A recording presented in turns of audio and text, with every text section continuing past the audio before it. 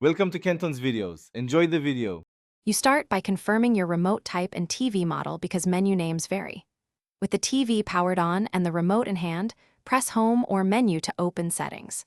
Once done, navigate to Settings and look for either Sound or General. Samsung moves Bluetooth options between menus across models.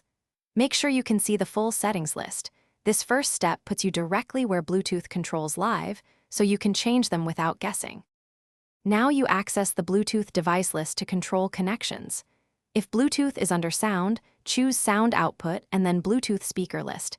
If under General, open External Device Manager and then Bluetooth Device Manager. You'll see paired devices. Highlight the one you want to disconnect. Use the remote Select button to open device options, then choose Disconnect or Remove. This not only stops current audio routing, but prevents automatic reconnection until you repair the device. Finally, turn Bluetooth off entirely by toggling the Bluetooth setting to off. This ends all pairing automatically. If the option isn't present, disconnect each paired device and confirm no active audio output remains. Make sure to restart the TV after changes to clear caches and ensure the state is saved.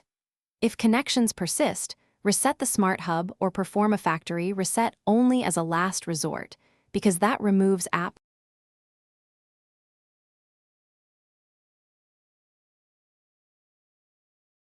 Thanks for watching. Consider subscribing if we helped you.